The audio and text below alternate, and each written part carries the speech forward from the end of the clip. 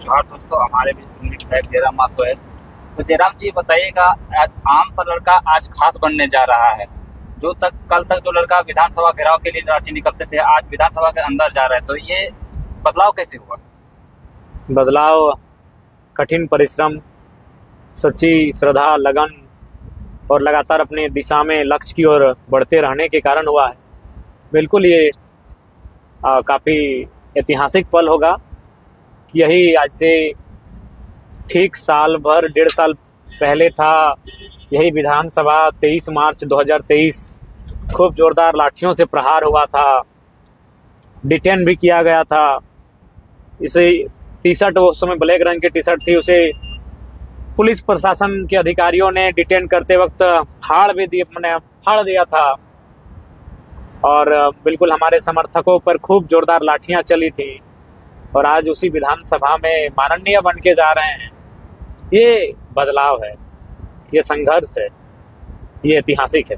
ये ऐतिहासिक हमें ये आपने तो बहुत आसानी से बताते, पर एक आम लड़का या एक आम घर का लड़का जब देखता है, ये किसी एक मूवी की बात ही लगता है कि कल 2 साल पहले जो लड़का विधानसभा घुसने नहीं दिया जा रहा था, पुलिस को रोक रहे थे, आज उसी विधानसभा में उसे इन्विटेशन देकर बुलाया जा रहा है। एक अच्छा जगह उसको बैठाया जाएगा, उसको भाषण को लोग सुनेंगे, उसके पूरे झारखंड इंतजार रहेगा कि जयराम मातो कैसे बोलेंगे, क्या अभिभाषण देंगे।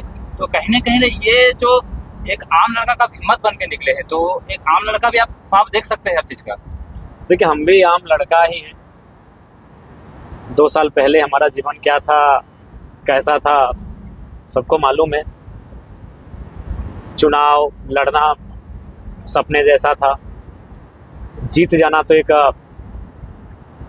स्वप्न में भी स्वप्न जैसा है।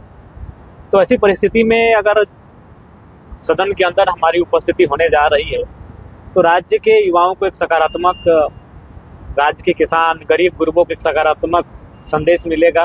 उन्हें एक हौसला और हिम्मत मिलेगा कि आज लोकतांत्रिक भारत की एक खूबसूरत तस्वीर उनके सामने छन कर सामने आएगी।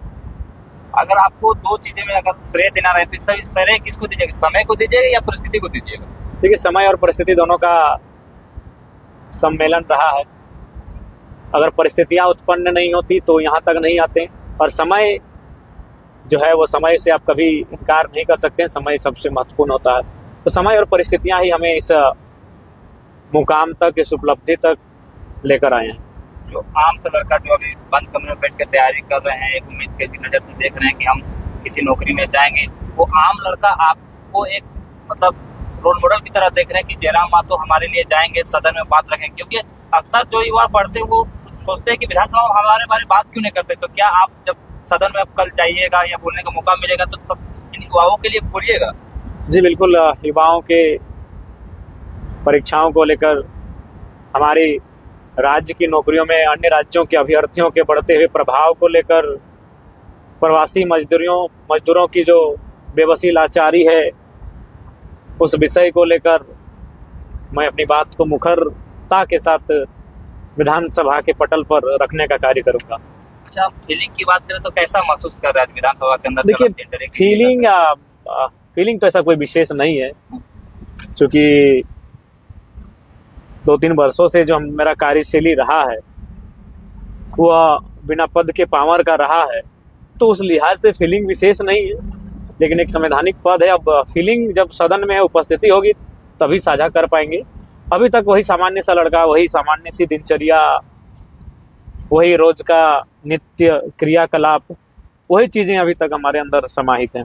आप जिन नेताओं के बारे में कड़ी खोटी सुनाते थे, जिन नेताओं को बोलते थे कि ये नेता काम नहीं करते, ये नेता, उन्हीं नेताओं के बीच आपको रहना पड़ेगा। तो कहीं लोगों को ये डर सताता कि जब जयराम मातो सदन में बैठेंगे तो वही उन नेताओं के आसपास में एक माहौल में आप ढल तो नहीं जाइएगा? तो देखिए, नहीं ढलेंगे। वो कितना भी परिस्थिति, कितना भी हमारे नकारात्मक क्यों ना चली जाए, अगर कुछ ऐसे चीजें हैं जो हमारी शरीर को छू सकती है लेकिन हमारी अंतरात्मा को नहीं, हमारी अंतरात्मा सदैव निश्चल रहेगी, निष्कपट रहेगी, और एक कर्म योगी की तरह अपने कर्तव्य पथ पर हम प्रशस्त रहेंगे।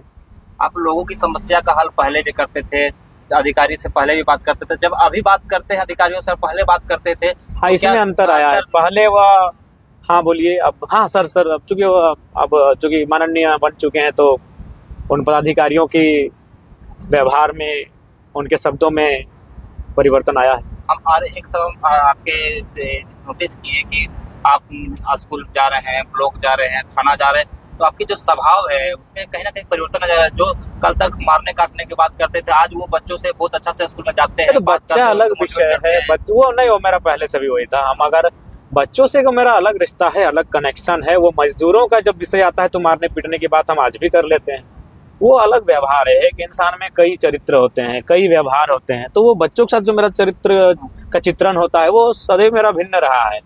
हम जब आंदोलन नहीं था फिर भी अपने गांव में जब क्रिकेट फुटबॉल कहीं हम ट्यूशन के लिए भी जाते थे तो यार 2 बॉल खेलने दो, 6 गेंद हमको खेलने दो, बच्चों के बीच घुसकर खेल लेते थे। तो वो व्यवहार, वो चरित्र चित्रण मेरा भिन्न रहा है। मतलब ये माना जाए कि आपका स्वभाव डिपेंड करता है कि सामने वाला कैसा है। सामने वाला कैसा है, वो हम क्यों चाहेंगे कि हम भी हमेशा आक्रामकता से बात करें। आक्रामकता से बात करने से भी हमारा भी तो नुकसान होता है, हमारा मानसिक नुकसान होता है, हमारा शारीरिक नुकसान होता है, हर तरह से हमारा भी नुकसान है। जब हम वो मैंने ऊंची आवाज में या फिर गुस्से में जोर से बात करते हैं तो नुकसान हमारा भी है। तो इसलिए हम तो कभी नहीं चाहेंगे, हम ही चाहेंगे विनम्र, शांत, सरल और सहज स्वभाव से बात करें। लेकिन सामने वाला तो ही करता है। जैसे आज एक मैंने बात हो रही थी एक व्यक्ति से जो 10,000 रुपये एक तो घूस लिया है और उसको मालूम है नहीं कि विधायक से उसे बात कैसे करना है। तो फिर वहाँ नहीं हम अपना क्लास की ज़्यादा कीजिएगा तो फिर दिखाएंगे।